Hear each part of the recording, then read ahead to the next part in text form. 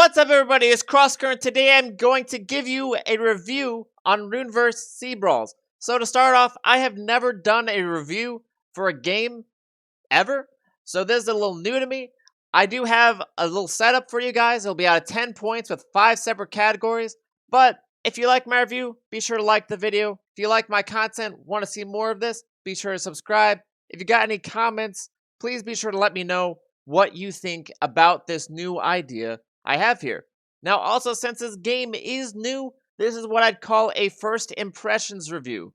It's free, it's new, you won't miss a whole lot if you just dive into the game, but this gives you a heads up to save you a little time as opposed to saving you a lot of money, which I tend to get to down the road. Now, to start off, there are 5 separate categories that'll add up to 10 points, which will give you the final score, and I'll have those all timestamped so you don't have to listen to what you don't want to hear. To start off, there will be playability. The second category is community or dev presence. The third is graphics and sound. The fourth is tutorial/controls. The fifth is creativity, or also known as depth within a game. Now, these categories will change over time depending upon which game is being played and what categories it actually hits. So let me know what you guys think, and let's get into it.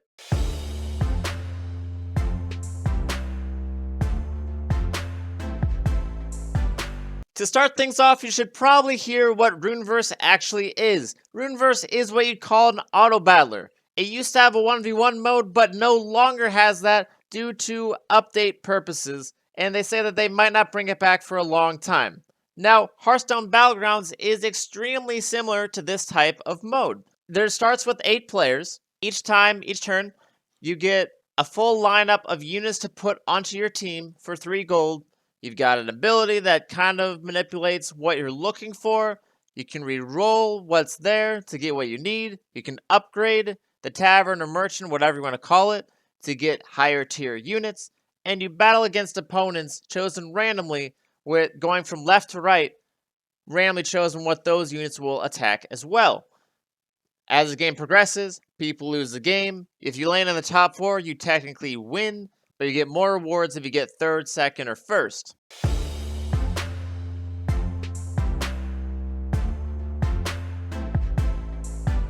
Alright, so the first category is playability. I gave this a 2 out of 3 points because, for the most part, the game runs smoothly. But there are random occasions, about like 1 every 20 or so games, where you're in the final 2 out of 8 players, and it will just randomly freeze up, forcing you to leave. And fortunately, I had a good enough setup to where I came back from 2nd and got 1st place and won. But I had to hear from a person in chat who's more knowledgeable than me that I actually did in fact win the game and not get kicked from it and lose. Some of the keys will also get glitched out in this game for whatever random reason, as well as some of the cards. If you place a unit, sometimes you have to move a separate unit to move the first unit back. So there's a lot of weird and quirky glitches that hopefully will be fixed, since the devs seem to be very active on making updates. But I would still keep that in mind as something that, if it bothers you, you might not want to try out this game.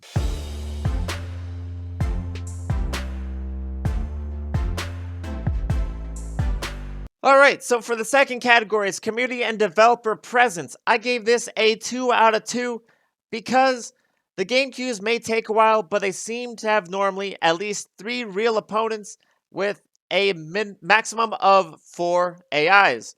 So therefore you have lobbies that are still popping up, but it's not all just computers to boost you the rankings. They have a pretty active Discord, and the devs respond to problems, questions, concerns, everything daily. At the current moment, the game is undergoing a lot of major updates, and there's a lot to work on. Even the devs admit this when they're posting the update.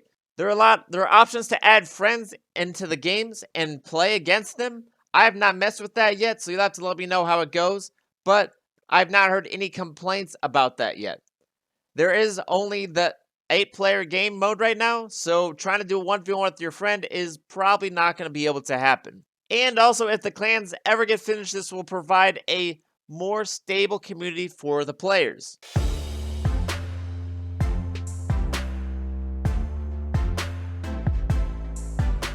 The next category is graphics and sound. With this category, I had to give it a 1 out of 2 for a couple reasons. To start off, the merchant that sells you stuff will randomly make quips about every minute or less until you mute him. Really annoying. Don't really want to have to do that every game. In Hearthstone, they have it to where it'll say it just at the end, right before you go to face an opponent, or if you get a triple, which is pretty rare. Here, it just keeps repeating. There's only 3 to 5 total quips I've noticed him say, so it really becomes repetitive and a bother. There's also music in the game, which is suitable. It's not terrible, but it's also the exact same as the main screen. So I would have hoped that it would have been a little bit different, just so that you can have a different feel in the game as opposed to just sitting in the lobby. At best, the graphics are subpar. It kind of gives you a feel of a game like Fate. I don't know if you played that. It's from like a long time ago. Just very bulky, unusual graphics for the units you have in play.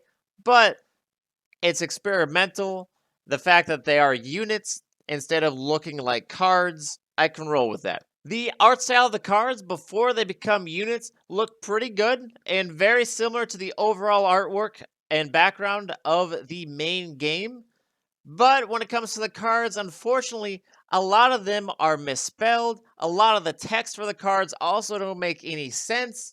So I've been bringing that up to the developers, and unfortunately, after doing that, you would have thought it would be a quick fix. They do that right away because that's what everyone will see. They have not fixed that yet. So I gotta take that off from the score.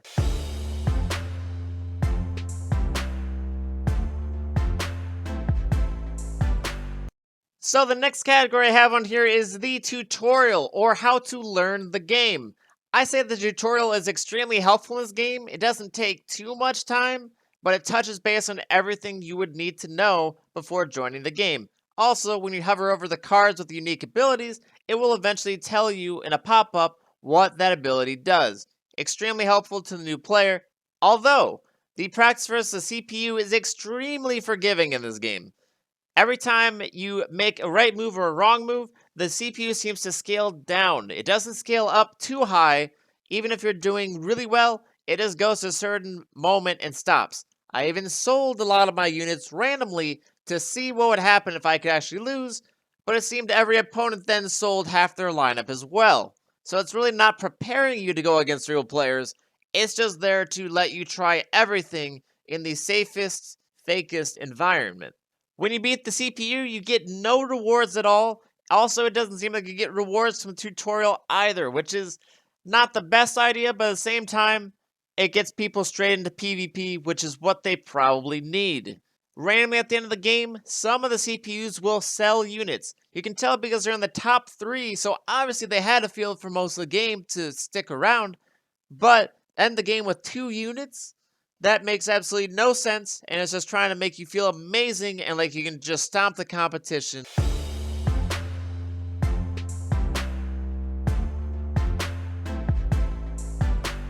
So the final category is creativity or depth. To start off, I noticed that there's no clan nor 1v1 modes available now, which makes this game feel like a less fancy or less tip-top shaped version of Hearthstone's Auto Battler. The only customizations are the avatar at the top of the screen and what they call emotes, which are really just quips or pop-up tiny images next to your character if you're inside a game. During the game, being able to pay in-game currency for better abilities is one of the few nice ideas I noticed, but there's really not much you can use the money for aside from that, because all it'll give you is an avatar, which you only need one of. The only other unique part of this game is the fact that it's based around pirates, which is unique. You can work around that. You could possibly even put a story in it at some point as well. Haven't seen that yet.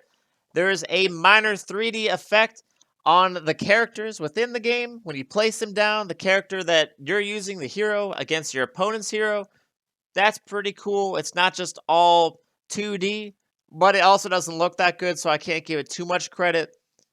The quests are now impossible to achieve because there's only one mode, and the 1v1 mode is what those quests were intended for. The challenges that earn more gold are still pretty cool, but it's so hard to find that you probably not notice it unless the game has pop-ups for it. aside from the challenges, there's really nothing to work for in this game. All the challenges will give you is some kind of goal they can use to get more tokens to get those abilities I talked about earlier, or the avatar. People will not return easily, and there won't be any incentive aside from being in the top 100 in the mythic rank. The abilities are sometimes unique, the ones that your heroes have, but the archetypes are almost the exact same as Hearthstone. There's maybe two that are different, mercenaries and soldiers, but that's not much. The other aspect they have in this game with the 1v1 mode was everyone having all the cards, except that you could earn some more by leveling up your character rather than paying to win the game. It's now disabled for an unknown amount of time, so I can only give this a 0 out of 2.